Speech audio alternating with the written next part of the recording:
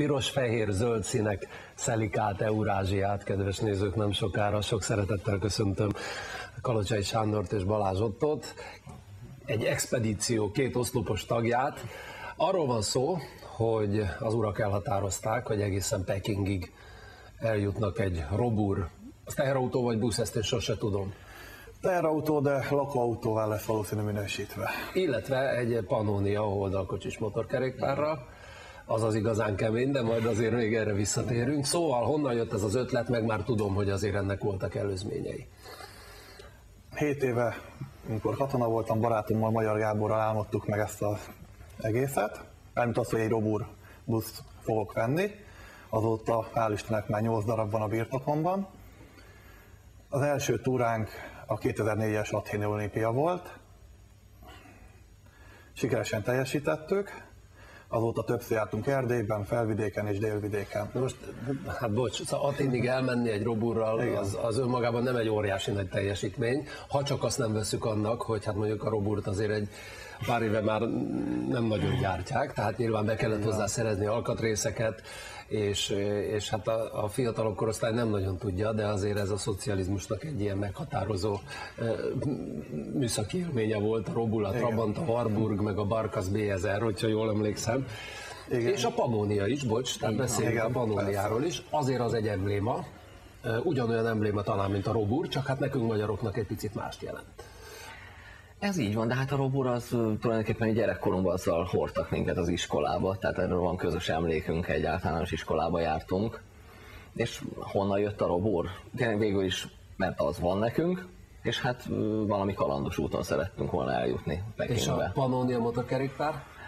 Ővelük a pannoniásokkal... Az athéni olimpiai táborba ismerkedtünk meg velük, ők akkor lejöttek egy oldalkocsis Pannoniával, egy sima Pannoniával és egy MZ-vel. Mi meg a Robur busszal, és akkor kialakult a barátság, és ezt folytatjuk a pekingi során is. Mentek Pekingbe, egy gyakorlatilag expedíciónak nevezhető ez, hiszen tényleg Pekingig elmenni, én azt hiszem egy kiválóan felkészített vadonatúj csúcs technikával, ellátott bármilyen busszal is óriási probléma lenne. Hát itt olyan problémákkal fogtok szembenézni, nyilván ezt is tudjátok, amit még nem is nagyon lehet előre látni, és nem csak a műszaki dolgokra gondolok. Mik azok a legfontosabb kérdések, amelyeket így láttok előre, és ezeket meg kell válaszolni már most? Hát vízumkérdések egyrésztről, tehát az Oroszországban a tranzitvízumot hogyan kapjuk meg, milyen formában, mennyi időre, mert állítólag viszonylag rövid időre adják ki, viszont nekünk ezekkel a járművekkel azért nem az őrjítő sebesség lesz a védjegyünk, tehát valószínűleg ehhez nekünk egy hosszabb idejű tranzitvízumot kell összeszereznünk, illetve Kínában a gépkocsi beléptetése. Ez nem egyszerű? Ez nem egyszerű, ráadásul Kínában külföldi igazából nem vezethet. Ha csak nincsen állandó tartózkodási engedély, úgy tudom, és kínaiul le nem teszi a KRESZ vizsgát. A gyerekek, na mert ezt külön gratulálok, hogyha sikerül. Most itt jön az érdekesség, hogy Sanyi barátom viszont levizsgázott kínai nyelvről. Jó, neked van ilyen? Én kínai szakon diplomáztam. Voltam Kínában is 2-szer ösztöndíjjal, volt ilyen szerencsém, hogy kaptam ösztöndíjat 2 alkalmas. De hogy kínai KRESZ-ből levizsgáznék, erre most nem tennék túl sokat. Mert nem tudna, egyelőre ezt még nem tudjuk, hogy oda hogyan fogunk bemenni. Szerencsére a MOB-tól kaptunk támogató levelet, hogy ő ezt a túrát támogatja. Megpróbálunk valami olyan kompromisszumos megoldást találni a kínai hatóságokkal, hogy beengedjenek minket. Talán most az olimpiára való tekintettel egy kicsit enyhébbek lesznek, vagy igen, mindig ebben bízunk. Ebben reménykedünk. Itt előttem van ez a térkép, Eurázsia térképe, illetve tulajdonképpen a Föld térkép és ezen berajzolva a ti útvonalatok. Hát az odafelé se semmi, de a visszafelé ez még problémásabb, mert itt kifejezetten bementek a hegyek közé, ha jól látom. Igen, kifele Ukrajna, Oroszország, Mongólia, Gobi-sivatag át közelítjük meg Pekinget. Visszafele, remélem össze fog jönni. Észak-Kína, Kazahsztán, vissza Oroszország és Ukrajnán haza.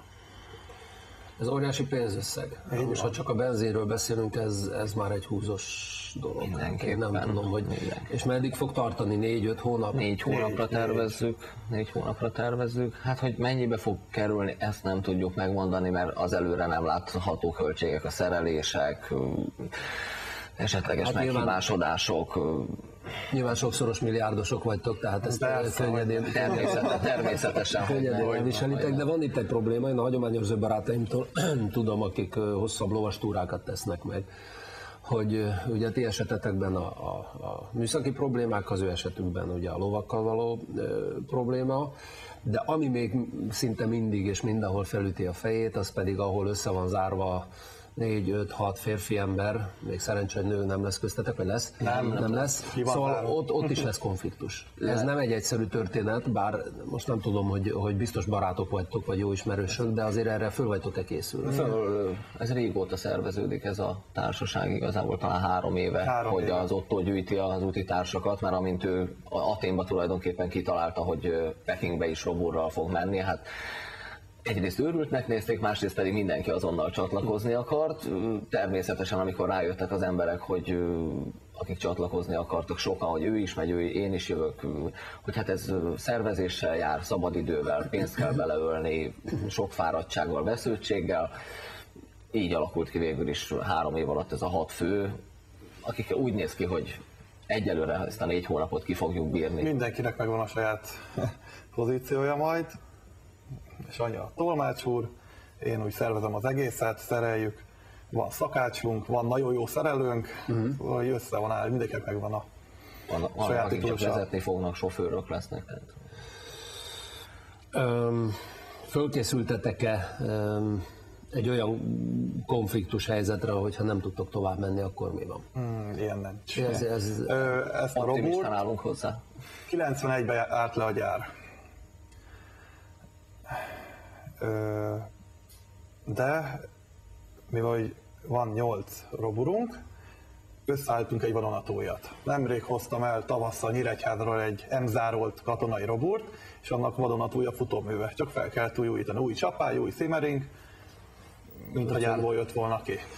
Ő, hogyha lerobbanunk, igen, a nagyon jó barátom jön velünk, Gábor, ő szereli, és megoldjuk. Viszünk alkatrészeket, rengeteget, nagy szerszámos ládékot csinálunk. El akartok-e menni sporteseményre? Természetesen. A célra, hogy valahol ott szurkoljatok. Természetesen, persze. Tehát tulajdonképpen ez a cél, és ennek ürügyén egy kis életre szóló élményt szereztek, hogyha minden Megpróbálunk, igen. Vízilabda döntőn remélem ott leszünk. Hát, a vízi, amikor átadják az aranyat, ugye? Nagyon jó lenne. Uraim, hát nem tudom, mit szoktak ilyenkor kívánni ilyen nagy út előtt. Azt hiszem, hogy egy kalappal mindenképpen, meg kitartást. Még azt szeretném, igen. hogy ez nem jönne létre az út, hogyha a Vamzer János Pécelen 21 cseppelen rendelkező úriember nem szerelné éjjel-nappal a roburomat.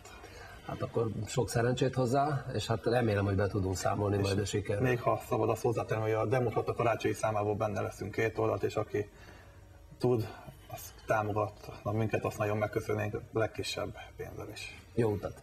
Köszönjük Köszönjük szépen!